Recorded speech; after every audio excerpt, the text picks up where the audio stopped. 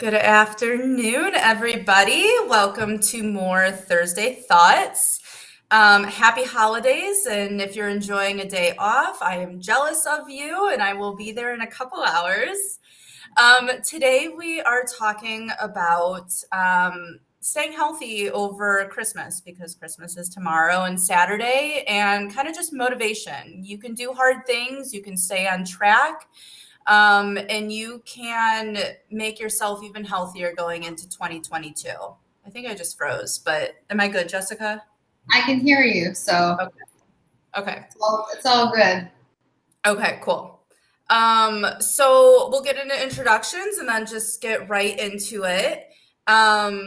If you don't know me, I am Casey Kephart. I am the founder of Nutrition with Casey, and I host the Facebook group Nutrition for Women with Autoimmune Diseases. I work with women with all autoimmune diseases to trash your symptoms and thrive in life again. And I live in St. Petersburg, Florida, where the sun always shines, and it's shining today. Jessica. And hi there. For those of you who don't know me, I'm Jessica Melnick. I'm a registered holistic nutritionist, the founder of the Anti-Arthritis Method, and I'm also the host of the Happy Joints Arthritis Solutions group. So I work with women and men, mostly women because arthritis affects mostly women, but I do have some men in my community as well. And I work with people who have autoimmune forms of arthritis and some that have osteoarthritis as well. So that's what brings me my workday joy. Thank you for that. So I forgot to mention before we did all of this about our gluten-free challenge, just another plug for that. Starts January 17th.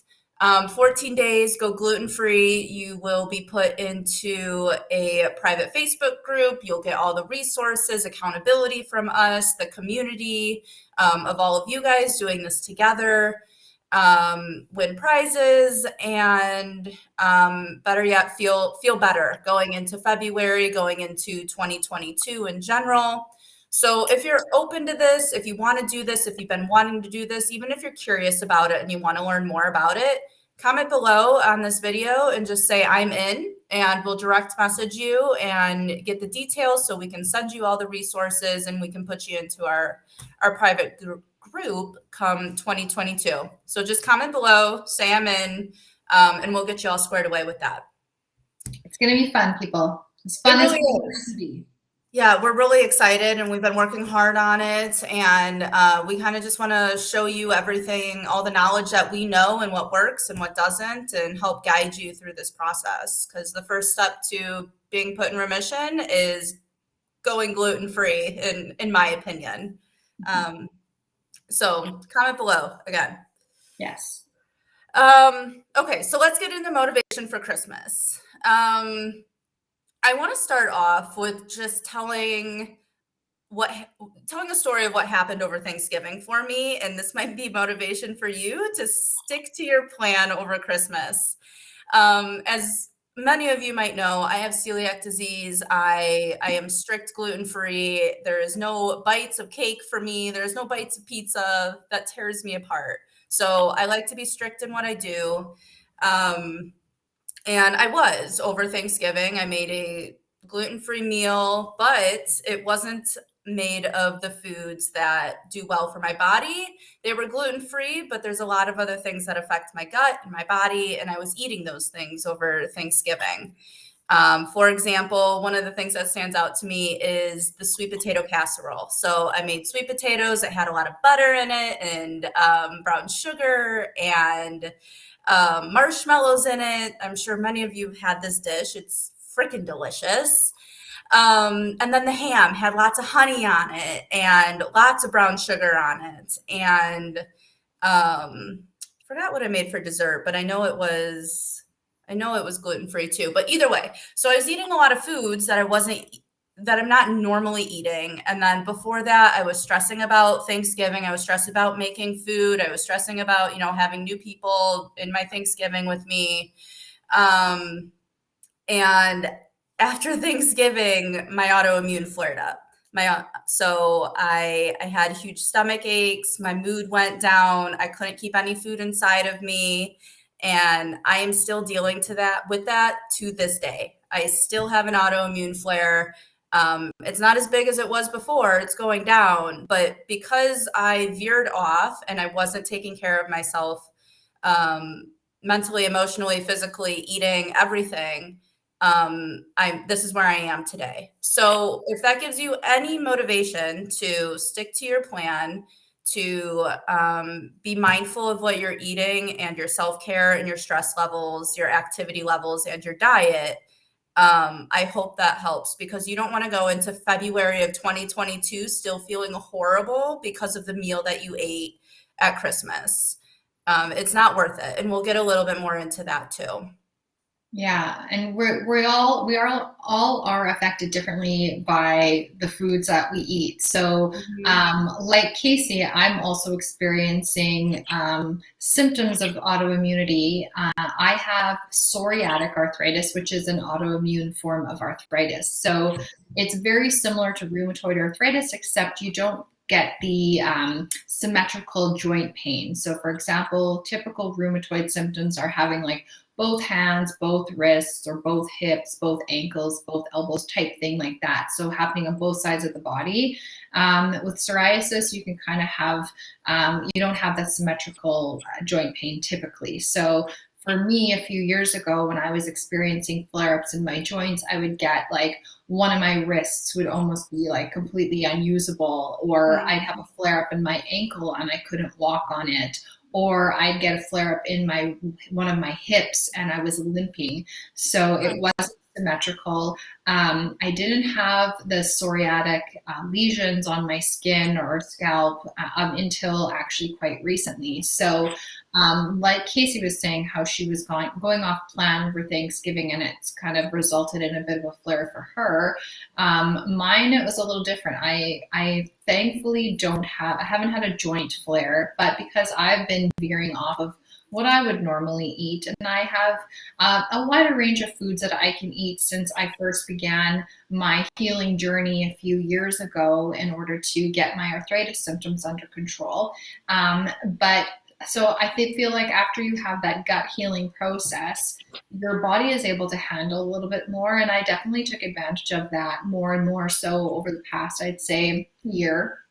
And so for me, veering off plan would be like consuming things with gluten in them, like bread, consuming dairy products, which is not something I normally do, because those are two really highly inflammatory foods that, for me, do affect my skin. They affect my gut, like they affect my digestion. I can tell when I have them, I don't feel very good. I get more brain fog, those types of things. So recently, I have experienced psoriasis on my scalp, which is a first for me. So I'm very grateful that it hasn't resulted in joint pain, but this is just I guess a wake up call for me. And just to kind of give you guys an example that even if you are living with your autoimmune condition basically in remission, if you are lucky and you've gone through the healing protocol, you can still have a flare up if you are veering off on too much or for too long. So yes, I know Casey and I have talked, and both of us are kind of gung-ho to doing our own resets this January and getting really back on track. Not like we aren't doing that right now in terms of how we do most of our eating, but just being more mindful of how that can really affect how we feel, and it can really affect our autoimmune conditions. Yeah. And our resets that Jessica just said are the resets that we teach you every single day in our programs and every single time in our lives. And we do that because it works. It works for us. It makes us feel better. It heals us. It puts us on our path of remission. It happens to everybody of getting off track. But you have the tools to get back on track. And if you learn anything from what Jessica and I just said and implement it into this Christmas for you, is that it's not worth getting off track because of the stuffing that you want to eat and, mashed potatoes that you want to eat. Is mashed potatoes worth your 2-month flare? is it worth not being able to get out of bed in the morning? Um, it's not for me, and it's not for Jessica. One thing Another thing I want to say is I was talking to my grandma this morning, and my grandma did AIP for, oh, I think like 9 months or something. She did the protocol that we give all of you. And the goal after that, because it's an elimination diet, the goal is to find the foods that work for you and have this modified version of a diet that nourishes your body. And she found that for herself, and it's more of like a paleo style eating. And she said this morning, because she had an event at her place on Friday, and she's like, I felt obligated to eat the coconut cake that somebody brought to my place for this event. And she's like, I took a little sliver of it, and it reminded me I can't eat that. Like, the gluten really affects her. She's not celiac, but gluten and sugar really affects her. And she's like, it just reminded me to never do that again. And I said, Grandma, famous last words. We all say that, right? Until we forget how it impacts us and how much our bodies don't like it. Um, and I say that just to remind you that, like, it's not worth it eating these things and feeling like poop just to please somebody else or not look weird or anything like that. Like, you are strong. You have done harder things in your life. If you've given birth, if you've went through a death, if you've passed a hard exam, is probably harder than passing up the potatoes. So you can do hard things. You can pass on all of this food that doesn't bring your body joy and nourishment. Absolutely. And that's why our groups have such a high support element, because we know Mhm. that it is a hard thing. It's not easy to make these types of changes, and most of us aren't super disciplined all on our own. So that's why support is really key to staying on track, and it's way more fun. Yeah, exactly. So some things to maybe keep in mind, or things to do so you can stay on track, kind of like a fail-proof plan, is bring your own dishes if you're going somewhere, or make your own dishes if the event is at your place. Make what food feel good for your body. For me, it would be everything grain-free, sugar-free, and gluten-free and dairy-free. And we'll get a little bit into what we're doing for Christmas to stay on track. But bring foods that feel good for you and nourish you. And last thing I want to say about that is there is always a recipe, not comparison, a recipe. Oh, what word am I looking A for? substitute, like a Thank recipe you. to replace. Yes, thank you. That fits what you want to make. So let's say stuffing. That's always a big one. There is a autoimmune paleo stuffing. There's a gluten-free stuffing. There's a dairy-free stuffing recipe. There is all of the recipes out there, so you can substitute that stuffing that doesn't feel good for you. So find those and make them. I made an AIP stuffing last weekend, and it was amazing. Yeah. It started with a recipe for AIP biscuits that you would actually use to make the stuffing. So completely dairy-free, grain-free, gluten-free, and it was super tasty, super delicious. And I even had AIP gravy with that. So gravy is super easy to make, grain-free and gluten-free and dairy-free, and it was delicious. So there's ways around it. And making Yeah. a turkey that's gluten free and dairy free, delicious It's me. and easy. Like there's Right. nothing hard about it at all. Right. I think as a society, wherever you live, Canada, US, anywhere, we have this mentality that healthy foods or foods that don't have gluten and dairy and sugar in it are going to be nasty and like cardboard and stale. And so we don't try it. We're not open-minded about it. We don't venture out into that world. And I think that's a misconception, because some of the greatest recipes I have made are recipes that work well for my body, that don't have the sugar, the gluten, the dairy, the grains, the lectins, I mean everything. So they're good because they taste good, but they're good because they make me feel good. And that's the most important part to me. I'm not in the bathroom afterwards. I don't have gas and bloating and feel like Shamu afterwards. We're all women here. If we feel like Shamu after we eat, that's the worst feeling in the world. Yeah, To me, so it is. And you know something's wrong of what you ate. absolutely. And that's why, like, another part of the plan to stay on track is just thinking about, like, and just like thinking ahead about how good you're going to feel without a hangover or a stomach ache. I even call, there's also something I refer to as the food hangover. So it feels like you're hungover from alcohol, but it's like from eating like high sugar, highly refined foods that just make you feel like, ugh, the next day, like just awful. Like, you're just sluggish and just, yeah, don't feel good, just stomach ache, headache, brain fog, all the things. So I know for me, that's a really good motivation. It's like, how do I want to feel for the next couple days after this? Do I want to be sick and in the bathroom or laying around and having no motivation to do anything? Or do I actually want to feel like enjoying the day?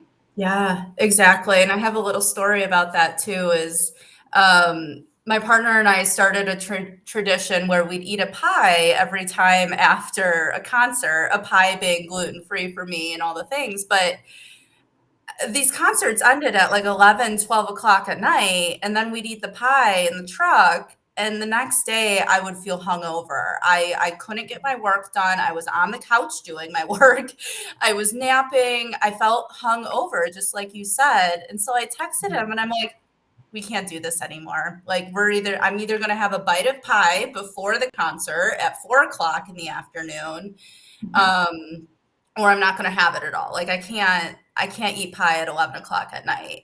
So just knowing that about yourself and setting that boundary, or making a different recipe or a different kind of pie that nourishes your body is worth it and doable and accessible, I guess I should say. Yeah, that's a great example. Yeah. Absolutely. So another thing is like a fail-proof plan. And I said this in the beginning, reminding yourself that you're a badass woman. You've done harder things before. You can do hard things again. And one of the quotes I Oh, I lost you. really like is, I don't know if any of you are familiar with the whole Oh, with, are we good? yeah, we're good now. Maybe start over, Casey. You said you were just about to say a quote. I'm gonna go on my hotspot. All right. See if that helps. No, it Sorry, was doing great. guys. Then all of a sudden we just kept losing you. Darn it. Um, are we okay right now? Yeah, I can totally hear Okay. you. Okay, I'll keep going until I can't. Let me know. You bet. So the Whole30, there's a quote in there. In the front of the introduction, it says, um, doing an elimination diet is not hard. Quitting heroin is hard. Quitting drinking is hard. This is not hard. And it's harsh and it's really brash as well. But there's kind of truth to that. Passing the potatoes to the next person without taking any essentially is not hard, right? So you can do these things, and I guarantee you, you are going to feel empowered. You're going to feel better about yourself. And you're going to believe that you can do these things the next time you need to do them. Mhm. So another really good quote that stuck with me was, we lose confidence in ourselves every time we don't follow through with what we're going to do. So Mhm. every time that you eat those potatoes, the stuffing, whatever doesn't make you feel good, you're losing confidence that you can actually follow through with a diet, a protocol, an elimination, a weight loss plan, whatever your goal is. So rebuild that confidence in yourself. Pass the stuffing. Don't eat it. Yeah, exactly. And I know we've talked about this before, but it does come down to what are you thinking? Like, your thoughts are going to create feelings, and feelings lead to actions that we take or don't take.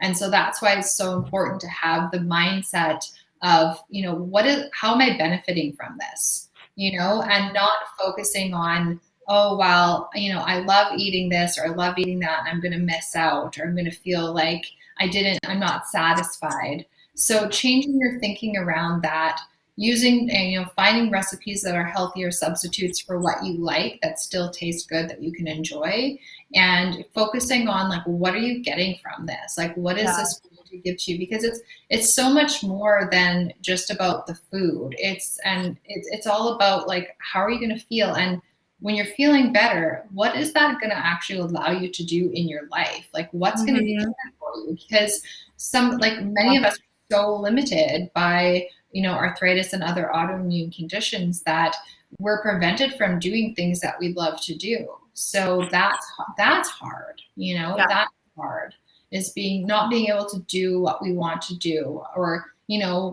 whether it's continue to work, whether it's being able to do your job efficiently or well because you feel well, Yeah. being able to spend time with your family and your friends, and instead of having to stay home because you're in so much pain. So there's so much more that it's about in terms of like, it's not just about the food, it's so much more than that. That's a really good way to put it too. What is hard is feeling poopy and sluggish. What's hard is not passing up on the foods that don't make you feel good. I really like that. And it's a form of self-care too. Like if you are all Oh, we lost you. for taking care of yourself and self-care, uh, are we good now? Yeah, your internet just is ready to be on holidays. No shit. Okay. Oh, I lost my train of thought too. You're saying it was self-care. It's involves self-care. Yeah. So if you want to do yourself a favor and you want to take care of yourself, this is the first step to do it.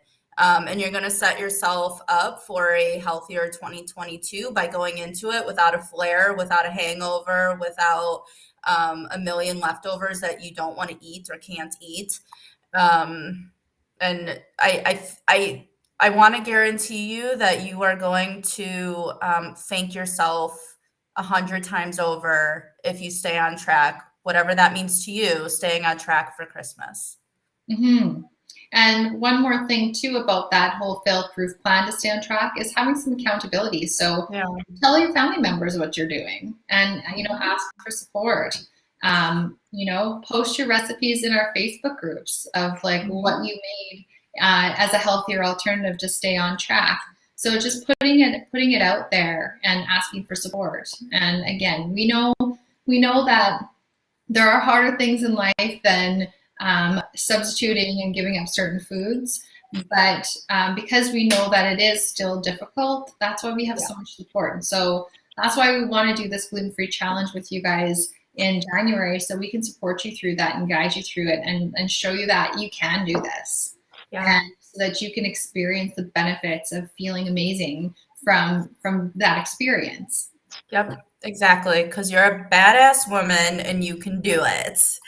But it's easier with accountability and support and people who know, what's going on and what we're talking about. So I think last thing is just sharing what we're doing for Christmas, maybe to give you a little inspiration. And we'll let you get back to your holiday. Get back to my holiday starting soon.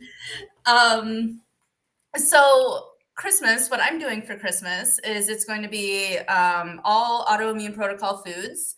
I think that will really help my flare that I'm going through, and I can eat the leftovers too. It's not like I have to throw them away because I'm feeling guilty eating leftovers of foods that I shouldn't be eating. So this Christmas, I'm making a duck. I was really over I was really over the turkey and the ham, especially from Thanksgiving. I was over it. So I'm gonna do like an orange citrus duck with a baked Mhm. sweet potato.